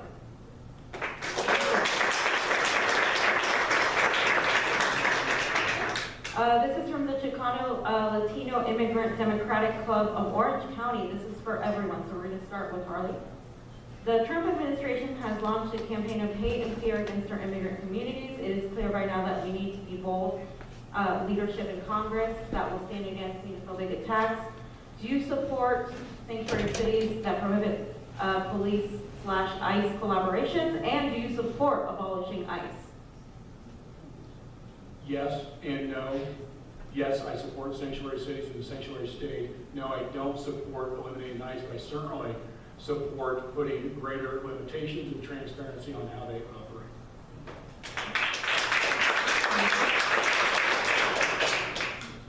support SB 54 and the establishment of a sanctuary state, and I would work very hard in Congress to push back against efforts by the current administration to punish states like California for having sanctuary state laws. In addition, this all comes back down to comprehensive immigration reform and consistent implementation and enforcement. And the problem is, it's not consistent. It's not a consistent immigration policy, and we're disproportionately targeting certain communities because, let's face it, it's easier to espouse hate and to point a finger and blame someone else rather than be held accountable for inaction or bad policy. And right now, the current administration, like usual, is stoking hate in order to distract, deflect, deny, and worse, completely mislead us. And that is what this is about. That's ultimately what this is about. It's a way of creating a distraction so that they don't have to do the hard work of actually governing. We'll echo that point. This has been, I mean, we've seen it over my 30 years, but as a country and as a human race, we've been doing each other for a long time. But I agree, it's a distraction. You pass a $1.5 trillion tax cut, giving corporations a permanent break, while the middle class tax cuts not only don't work for Californians and New Yorkers, but they also sunset. Nobody ever talks about that part. And then you have a state like California that, again, our cultural fabric is working just fine, thank you, right? Our economy is working fine. Everything is working. We don't need the federal government telling us how to do things. It's amazing how this becomes a states' rights fight that the federal government decides we don't need to have because it's not their way, right? So I would absolutely support sanctuary state like California. Again, it's working. I would not abolish ICE. I think we just need to retrain the mechanism a little bit to focus on homeland security, border security. We don't necessarily need a wall to do that. We do not need a wall. I didn't use it necessarily. When drones, the cartel already tunnels. I mean, Sicario, great movie, kids only, or no kids. But a wall is just stupid. You have to use eminent domain to carve a path through private property. That's big government. It would cost a minimum $20 billion. That's big government. It would cost $7 billion a year thereafter to maintain. That's big government. I don't understand why we suddenly want a wall that's not going to work because 40% of immigrants come in on a plane. It's overstayed a tourist visa. So it's just nonsensical.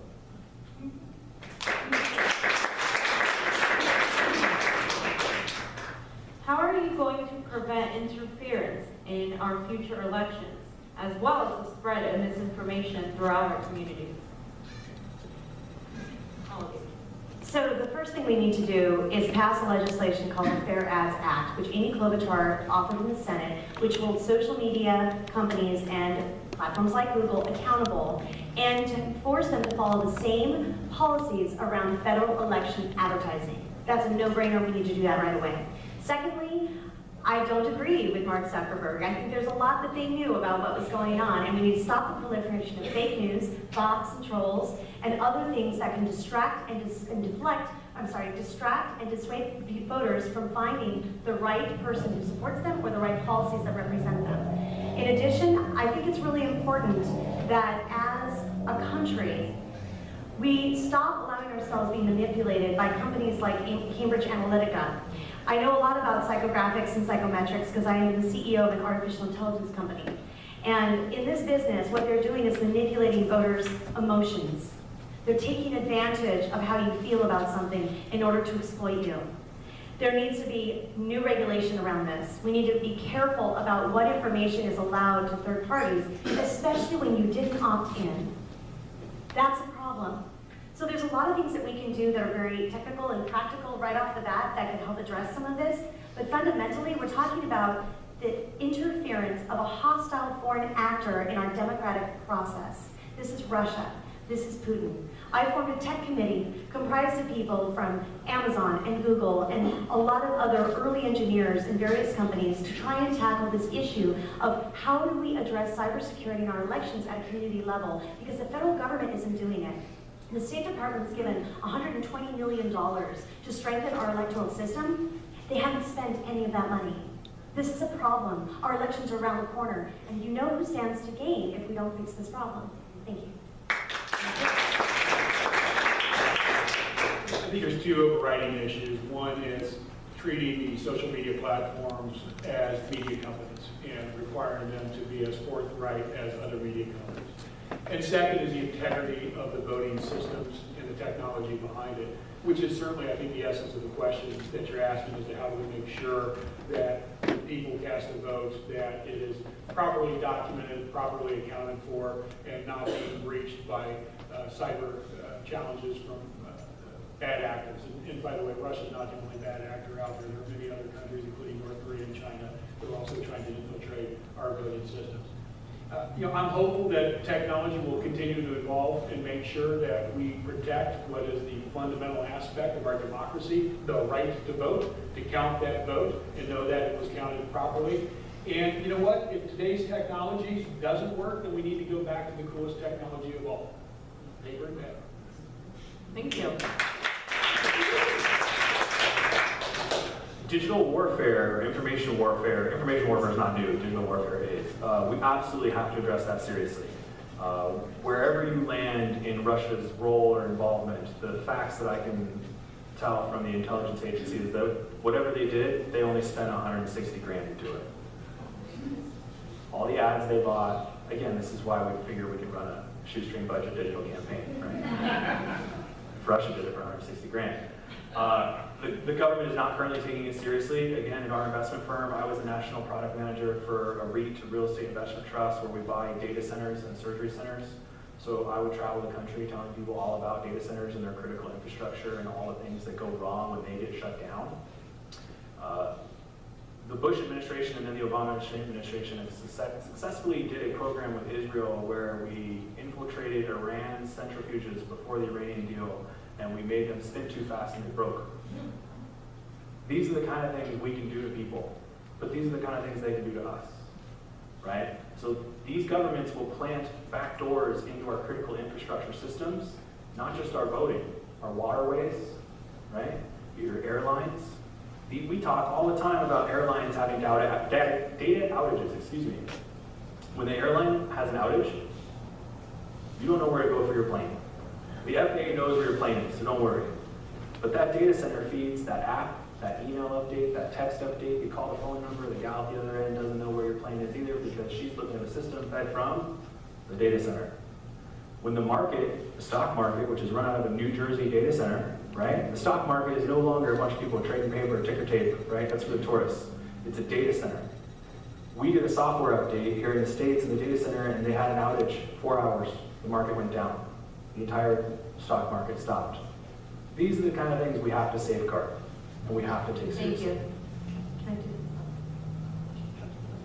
I wanted to just point out that this is another question that I asked Dana Rohrabacher. I'd like to ask him really hard questions. And he said that, you know, we're really too hard on Russia. And we should be trying harder to be friends with them. And I asked him, so then what is the greatest national security threat facing America? Do you want to know what he said? Asteroids.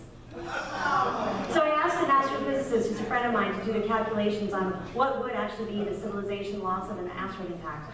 And you know what? It's interesting, but it's not anywhere close to what's going on in terms of potential threat of nuclear war or large-scale cyber attacks. Did you know that in 2017, over 100 different power plants and nuclear power plants were hacked by the Russians? Over 13 federal agencies were hacked by the Russians. So again, I agree, it's not only the Russians that are doing this, but they have not seen any retribution. There's nothing coming out of this administration to further weaken their resolve. If anything, they're further emboldened, and we know that in the midterms, they plan to do what they did before. Thank you. Plus. Oh, thank you. This question is for Harley. As a former Republican, I would like to know why you switched. Larry Stevenson. So I talk a lot about you are given your political affiliation and your religious affiliation at birth, right? So if you're born into a Christian household of Republicans, you're probably going to be raised as a Christian and a Republican. And that was certainly my case as well. When I met my wife, Kara, I began to see the light. And And actually, there was many other reasons that went into it. So I left the Republican Party in 1997. I know there's a false narrative out there that I left the Republican Party last week, and you know, certainly, you know, people have the right to make stuff up if they want to. But for 20 years now, I've been voting Democratic, and I'm proud of it, and believe the Democratic Party represents the true values of the United States. Thank you. For all of you, from Gina, what is your plan for education to correct the wayward U.S. Department of Education? What do you think about the recent teacher strikes? Kevin.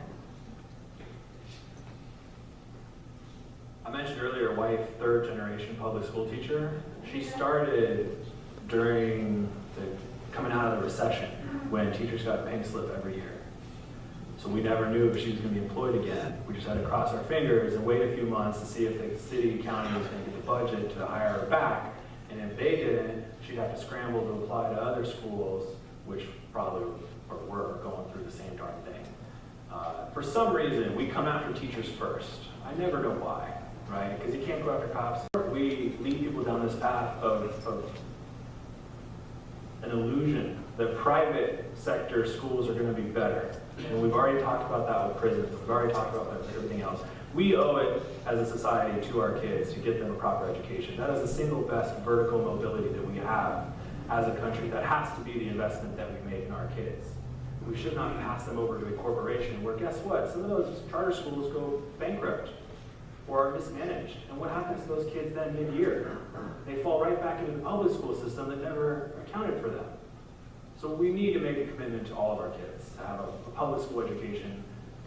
I was public school all the way until law school.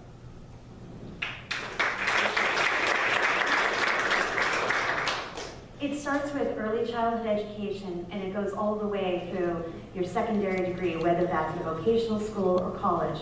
But with Betsy DeVos at the helm, they're gutting our public education system. And again, it's for private sector interests. If you look at what's been going on with the charter school system, not all charter schools are made the same, and Kevin's right, there's not a lot of accountability when they go under, but guess who gets to bear that burden? The local school district that was robbed of kids and revenue, and then suddenly has to absorb a bunch of kids again because another school just shut down. Betsy DeVos didn't even know how the student loan program worked when she was being interviewed on the Hill. And this is the largest lending program in the country. So when you think about it, people's lives are depending on access to financing for their education, especially in light of the increase in tuition costs. But we as a country cannot compete in the future if we do not invest in our kids and the environment that they're learning in and the generation of the future. Coming from a technology background, we still have 1 million jobs open in software engineering that we haven't filled. This is why the H-1B visa is so critical, because we have to fill it with people who are coming to this country to work, which is great. But why can't we fill 1 million jobs in this country? We should be able to. And it's because it comes back to the education system. We have to invest comprehensively in the education system of our children, especially public education, which I am also a product of. And we need to make sure that people have an opportunity to continue learning throughout the course of their life. And that includes people who are leaving prison. That includes people who are trying to switch careers because their industry is dying. And I think that actually community colleges and the trade unions have a huge role to play there. Thank you. We talked about this a little bit earlier. If we're going to succeed in a global economy, we have to have the brightest, best educated workforce in the world. And that means having access to great schools and great teachers at affordable prices, if not free. And teachers play the ultimate role here, right? So regardless of how good your schools are, they're only as good as the teachers that work in them. And that's actually a great question. And I think the important second piece of that is, what do you think about these teachers that are fighting for appropriate wages across the United States? Hell yes! They deserve it.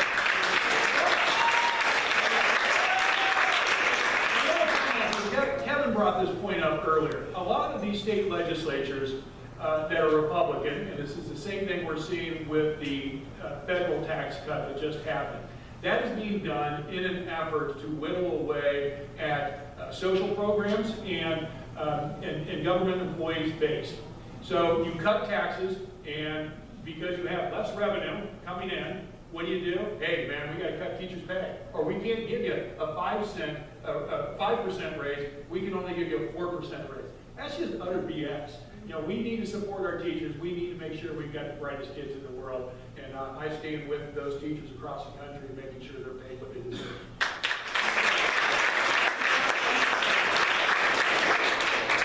So this question is for Rachel.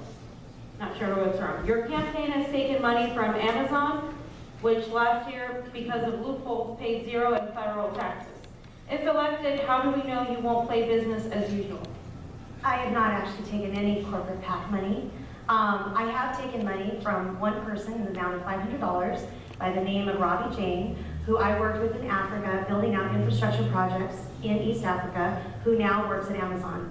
But that is the person I took money from. I also took money from a designer who is a lifelong friend of mine who recently joined Amazon, and those are the two people. Thank you. Okay, this is a question for Harley. In light of the Intercept's leaked reporting of Steny Hoyer, among your top 40 individual donors, excluding PACs, more than $120,000 was donated to the DCCC and the DSCC. Many of your supporters have circulated a petition to get your opposition to suspend their campaigns. Number one, were you recruited or favored by the DCCC to run in CA-48? And will you denounce the actions of your supporters who have harassed your opponents? Okay. There's a question in there. So, you know, Kevin made a comment earlier that there was 2 Democrats and 2 Republicans that were anointed. I can assure you I wasn't anointed. When I decided to run on March 2nd, I checked with the Democratic Party in Orange County first, because the last thing I wanted to do was step on anybody's toes if they had somebody on the bench they wanted to run. And I was told that you are a good candidate to run, and that they encouraged me to run. So made the decision after checking with my wife, and then went back to the Democratic Party of Orange County and said, great, I'm in, where's the playbook? They said, we don't have a playbook. And that's when I kind of felt like Will Rogers, where he said, I don't belong to an organized party, I'm a Democrat. And so what I did was start doing what everybody does when you don't know the answer to something. You go on the internet and you start doing a search, and I did a search for political strategists, campaign managers, really had absolutely no idea what I was doing or what to do, other than I needed help. And eventually came across some guys out of Los Angeles who have done professional campaigns. They met with me, and from that point to here, we've come a long way with thousands and thousands of supporters and contributors, and in a grassroots effort. And I'm not sure about the question, I think, about asking other people to drop out. Was that Will you speak out against your supporters who have been, I guess, harassing other candidates? Well, I don't think anybody, I'm hoping no one's harassing. I think there are a lot of concerned citizens and Democrats out there that are worried that if we don't get around the best candidate possible, and I'd like to believe I'm the best candidate, that we run the risk of 2 Republicans advancing in the general. So I think they're concerned. I know that they want to, share their feelings with others and make a rational, logical reasoning for why it makes sense for people who have no path towards victory to drop out. And I'm hopeful Hans Kierstead will do that tomorrow. Okay, this is the last question we have time for. Kevin, the TPP had tremendous pushback. How can you support another trade policy after NAFTA killed manufacturing jobs throughout the country? NAFTA, in my personal opinion, did not directly kill those jobs. The inability for the government to defend unions and the little guy, the consolidation of corporations, big money in politics, these are the systemic things that crush the little guy. I am all about fair trade. I am a capitalist. We get a ton of year-round avocados from our neighbors south. I'd like to continue to keep getting those avocados, right? We need to trade more, not less. Automation that Rachel mentioned earlier is a far bigger threat to the American worker than any trade agreement. We need to focus there, but that's not what they want to talk about. The TPP was a bipartisan agreement. That was an Obama-era Republican agreed-upon deal, where again, I think if we just supported unions more, so that unions could put local pressure on manufacturing here, I would pay 23% more for an iPhone if I knew it was made in America. But China and its other countries are going to gradually have their own industrial revolution because that net around Foxconn is going to cause them to unionize eventually, right? So we will see costs go up everywhere. We have a fund at the company where we lend to developing nations, middle market businesses, because they don't have access to growing business capital like companies here do either. And we're seeing all around the world that you can make loans to these businesses that have positive socio-economic and environmental impacts and create an ally in that region. Everyone can win if we do it right. Thank you. Okay, so now we're going to have our lightning round of questions. So for this round, each of you is going to get a paddle that says yes and no. If you are unsure, and then do it so sparingly, you can just go like this and then explain your answer. So we're going to start with, but we're going to start with the questions. It's going to be random, so they're not going to go in any particular order, okay? And are we ready? Yeah. Okay. Are you for ending the gun show loophole?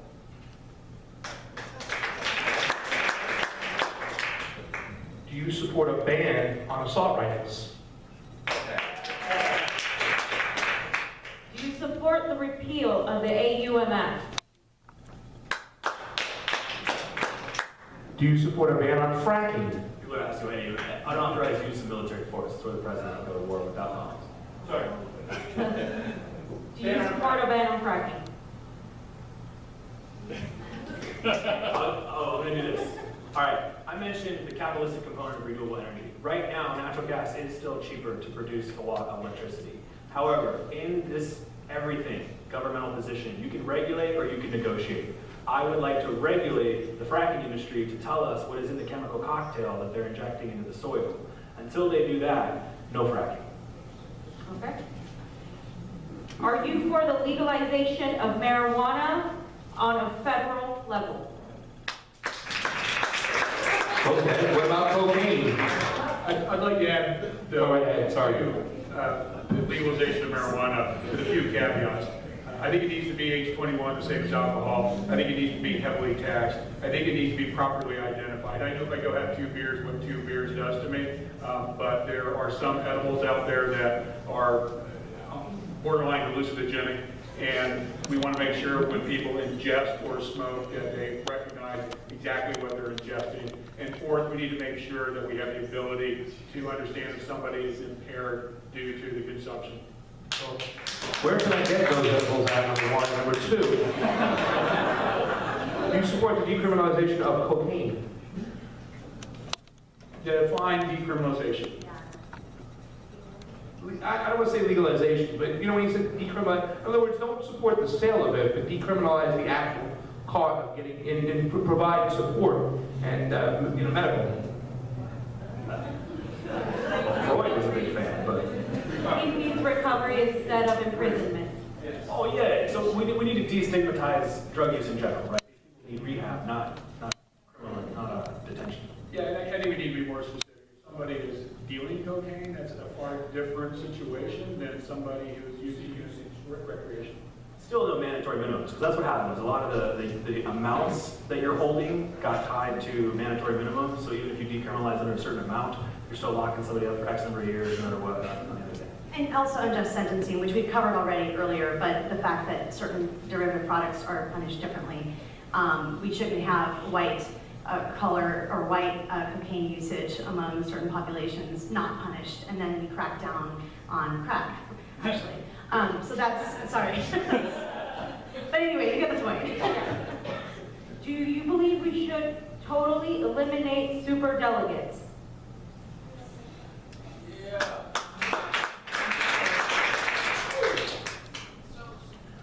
Are you for a $15 national minimum wage? As I stated earlier, 15 bucks doesn't cut it in Orange County. It needs to be indexed to the cost of living. Do you support ranked choice voting? What was the question?